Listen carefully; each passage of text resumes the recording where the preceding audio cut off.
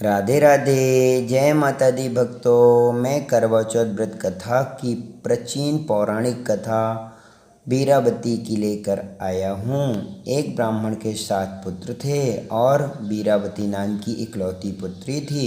7 भाइयों की अकेली बहन होने के कारण बीराबती सभी भाइयों की लाडली थी और उसी सभी भाई जान से बढ़कर प्रेम करते थे। कुछ समय बाद बीराबती का विवाह किसी ब्राह्मण युवक से हो गया। विवाह के बाद बीराबती मायके आई और फिर उसने अपने भाइयों के साथ करवा चौथ का व्रत रखा, लेकिन शाम होते होते वह भूख से व्याकुल हो उठी।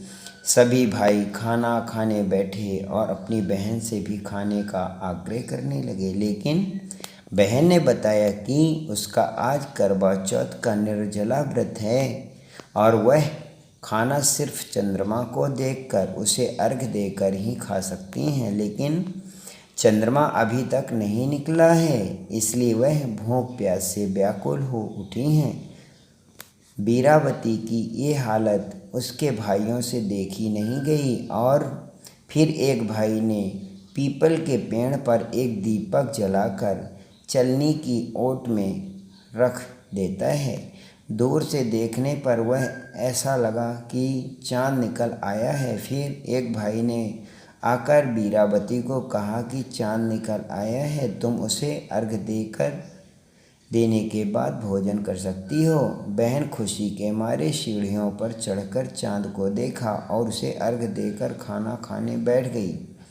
उसने जैसे ही पहला टुकड़ा मुंह में डाला है तो उसे छींक आ गई। दूसरा टुकड़ा डाला तो उसके मुंह में बाल आ गया। इसके बाद उसने जैसे ही तीसरा टुकड़ा मुंह में डालने की कोशिश की तो उसके पति की मृत्यु का समाचार उसे मिल गया। उसकी भाभी उसे सच्चाई से अवगत कराती हैं कि उसके साथ ऐसा क्यों हुआ। करवा चौथ का व्रत गलत तरीके से टूटने के कारण देवता उससे नाराज हो गए हैं। एक बार इंद्रदेव की पत्नी इंद्राणी भी करवा चौथ के दिन धरती पर आई और बीराबती उसके पास गई और उसने पति की रक्षा के लिए प्रार्थना की।